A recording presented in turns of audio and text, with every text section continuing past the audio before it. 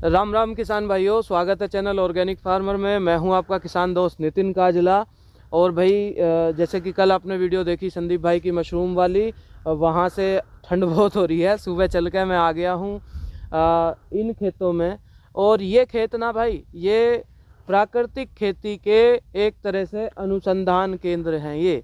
और लाडवा के पास हूँ मैं, भैया राजकुमार आर्या जी के साथ हूँ मैं।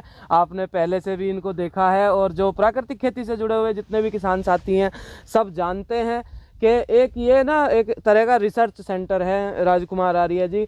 नए नए इनको हर बार कुछ ना कुछ एक्सपेरिमेंट करने होते हैं। पिछली बार आपने देखा था कि बेड के ऊपर कितने शानदार गेहूं खड़े हुए थे। इस बार भैया जी ने बेड पे ना लगा के कि भाई जो नया किसान है उसको कुछ हम सुविधा दे सकें, वो हम चर्चा कर रहे थे। भैया जी बताएंगे कि ज़रूरी नहीं है कि कोई भी एक ऐसी तकनीक में एक जगह ही रुक कर फंसा जाए। नए नए अनुसंधान किए जा सकते हैं, नए नए रिजल्ट लिए जा सकते हैं। बैकग्राउंड में आप चने का बहुत सुंदर खेत देख रहे हो, तो भैया जी राजकुमार आर्य जी से जानेंगे ये पूरी पद्धति और इसमें क्या इनपुट और किस तरह से ये काम हुआ है। चलो तो फिर मैं भैया जी से ही बात करता हूँ। भैया जी नमस्कार। नमस्ते जी। सबसे पहले तो नए जुड़े किसान साथियों के लिए आपका एक छोटा सा परिचय दे दीजिए। हाँ काजला साहब, आपका बहुत बहुत आभार। आप इस मिट्टी पर आकर आपने आपको चरितार्थ भी किया है। और साथियों, आप जितने भी भाई जी के साथ जुड़े हैं उनका भी मैं हृदय की गहराइयों से आभार प्रकट करता हूँ। धन्यवाद। तो साथियों, मैं राजकुमार आर्य, विलेज मेहरा, जिला कुरुक्षेत्र, हरियाणा का निवासी हूँ। तो साथियों, इस कार्य को करते हुए मुझे 15 वर्ष हो चुके हैं। जी भाई। जब हम प्राकृतिक कृषि में आए उससे पहले जिस खेत पर आप खड़े हो यही खेत वो मेरा प्रेरणा स्रोत खेत रहा है जी। क्योंकि इस खेत में मैंने 650 क्विंटल गन्ना लिया था। जी भाई। लेकिन उस रासायनिक खेती को करते हुए जो उसके डीमेरिट थे कि जब मैंने इसमें धान लगाई तो उसमें लगभग 60 केजी जिंक डाला था। 60 किलो डालना पड़ा। हाँ। तो साथियों, जैसे हम फास्फोरस ज़्यादा डालते हैं तो उसमें हमारे माइक्रोन्यूट्रिएंट्स एकदम से घट जाते हैं, कमी आ जाती है। तो वो साइंस जब मैंने पढ़ी तो मैंने समझ लिया था कि ये खेती हमारे लंबे समय तक हम इसको नहीं कर सकते।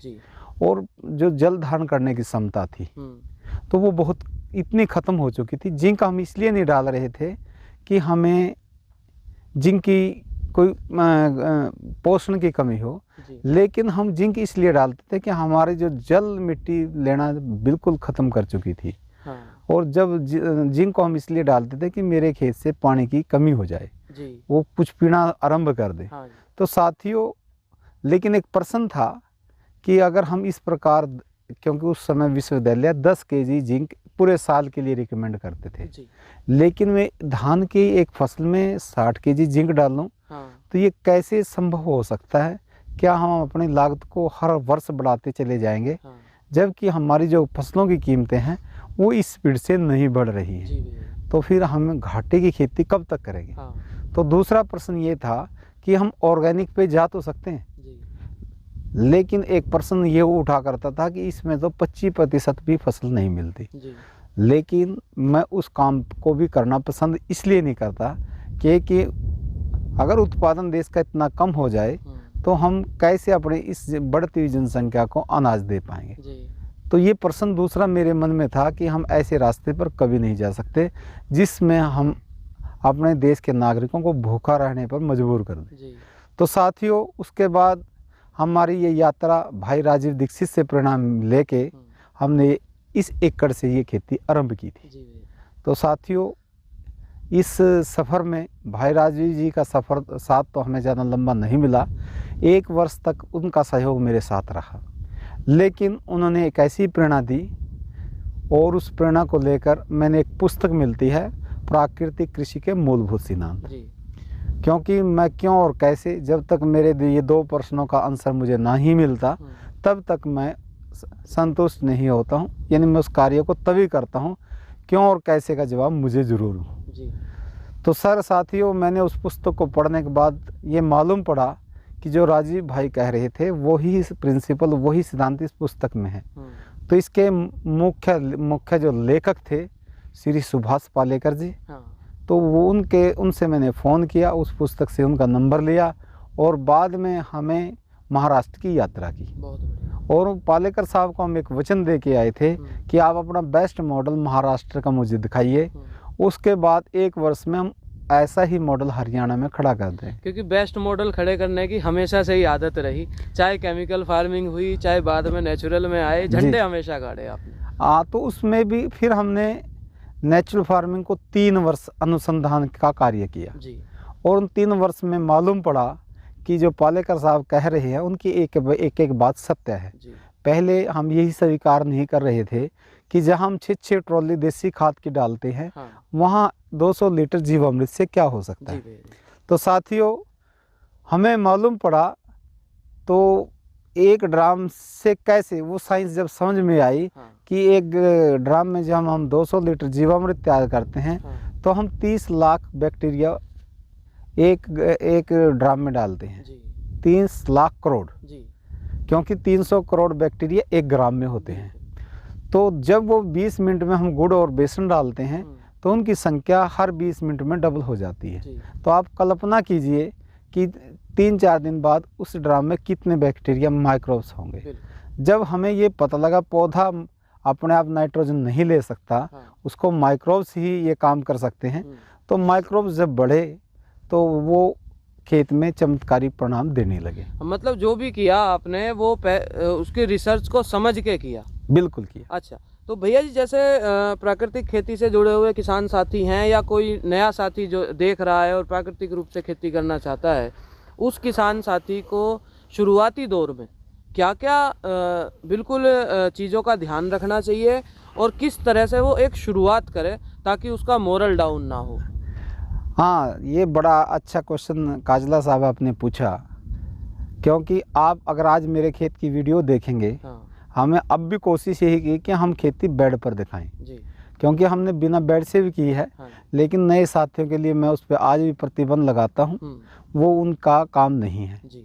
क्योंकि यदि आप नीचे प्लेन पर लगाएंगे उसमें एक आपको बहुत बड़ा अनुभव चाहिए कि यदि आप पे अनुभव नहीं होगा तो आप नुकसान कर सकते हैं। तीसरा, मैं मानता हूँ कि किसान जब भी आरंभ करें तो वो पूरा एक वैज्ञानिक की तरह है, मतलब उसको साइंटिफिक कारण पता होने चाहिए कि मैं इसमें जीवामृत डाल रहा तो क्यों डाल रहा हूँ, इसमें मैं घन जीवामृत डाल रहा हूँ तो क्यों डाल रहा हूँ, मैं इसकी उत्तर से दक्षिण दिशा कर रहा हूँ तो क्यों कर रहा हूँ, मैं इसकी हल की जुताई करता हूँ तो क्यों करता हूँ। क्योंकि जब तक क्यों और कैसे का आपको मालूम नहीं होगा तो आप इसमें एक सफल किसान नहीं हो सकते। असफलता तभी मिलती है जब हम लैक ऑफ नॉलेज से कोई कार्य आरंभ कर देते हैं। तो नए किसान साथियों को तो मैं एक ही अनुरोध करता हूं कि वो अब भले ही कुछ लेट आरंभ कर ले, लेकिन वो अच्छे मॉडल देख के अपना ज्ञान अर्जित करने के बाद, और मैं तो कहूँ एक ट्रेनिंग लेकर, पालेकर साहब से आप एक ट्रेनिंग लीजिए, उसकी पुस्तकें उसके साहित्य को पढ़ने के बाद आप आरंभ करेंगे तो आपको खेती बिल्कुल आसान होगी। कुछ किसान कहते हैं कि इसमें बहुत हमें खर्चे आते हैं, खरपतवार के खर्चे आएंगे, मैनुअल काम करना पड़ेगा, तो ये कहीं महंगी पद्धति तो नहीं है। तो साथ ही यदि खरपतवार मैनेजमेंट करना भी आपने सीखना है तो उसके लिए भी आप में एक वैज्ञानिक सोच हो कि हमें दोबारा उस रास्ते पर नहीं जाना है। क्योंकि कई किसान आरंभ तो कर लेते हैं फिर वो रासायनिक हर्बिसाइड पर चले जाते हैं, क्योंकि उनके खेत में जब वीड मैनेजमेंट होता है तो समय पर वो करते नहीं हैं, और बाद में ऐसी स्थिति आ जाती है कि इतने की फसल बिकेगी, इतने खरपतवार का खर्च हो जाएगा, तो फिर वो किसान मजबूरी में रसायनों का सहारा ले लेता है। इसी प्रकार मैं कीट प्रबंधन के लिए भी बोलता हूँ कि जो किसान कीट को यदि रासायनिक खेती की तरह कंट्रोल करना चाहेंगे तो इस कृषि में आप ना आए, इसको आपने प्राइमरी स्टेज पर ही कंट्रोल करना होगा। मैं मानता हूँ कि कीड़ा 5 स्टेज में से गुजरता है, लेकिन हम अगर 2 स्टेज तक तो कंट्रोल कर लेते हैं। सबसे बेस्ट किसान वो होता है जब आपके प्लांट पर कोई कीट अंडे दे के जाता है, वहाँ कंट्रोल करना सबसे आसान है। लेकिन यदि आप सेकंड स्टेज पर भी, लार्वे की स्टेज पे भी आप बहुत अच्छे कंट्रोल कर सकते हैं। कंट्रोल आप तीसरी स्टेज पे भी कर सकते हैं, लेकिन वहाँ अनुभव की आवश्यकता पड़ती है। आपकी ऐसी गलती ना हो कि कीट आपके पास रस चूसक आया है, आप स्प्रे उस पर किल्ली के लिए कर रहे हैं, तो ऐसी गलतियां भी अक्सर किसान करते हैं। और कुछ इस प्रकार के कीट भी आते हैं जिनमें हमने दोनों तरह के धर्मण को इकट्ठा स्प्रे करना पड़ता है। वो आपकी लैक ऑफ नॉलेज है। हाँ। क्योंकि आपको सीखना है, आपको अनुभवी किसान के पास जाना ही होगा। तो मुख्य बात, मेन बात ये है कि बहुत अच्छे से सीख लें पहले। चाहे एक बहुत अच्छा, जैसे भैया जी ने बताया कि विकल्प है कि पालेकर जी के शिविर होते हैं, उन शिविर में जाके हम उनको पूरा अटेंड करें, समझें। उसके बाद जो भी उस क्षेत्र में, आपके क्षेत्र में अच्छे किसान हैं प्राकृतिक खेती के, उनके यहाँ पे जाएं, विजिट करें। राजकुमार भैया जी के फार्म पे आएँ, विजिट करें अगर आप हरियाणा से हैं तो। और चीज़ों को सही से समझ के, और किसी गुरुजी को तो गुरुजी बनाना ही है, पालेकर जी को, साथ में किसी को गुरु भाई भी ऐसा बना लें, किसी किसान साथी के ऐसे मार्गदर्शन में रहें कि रेगुलर उनके हम टच में रहें और उनसे प्रॉपर नॉलेज लेते रहें, तो नुकसान नहीं होगा। ये संदेश राजकुमार भैया जी ने दिया। तो किसान साथियों, मुझे लगता है वीडियो ज़्यादा लंबी हो जाएगी, एक वीडियो और अभी हम बनाएंगे। तो ये वीडियो अगर आपको अच्छी लगी है तो इसे लाइक करें, शेयर करें, चैनल को सब्सक्राइब करके रखें। तुरंत ही रिकॉर्ड कर रहा हूँ मैं एक और दूसरी वीडियो, आपको वो 1-2 दिन बाद देखने को मिलेगी। तब तक के लिए नमस्कार, धन्यवाद। Thank you.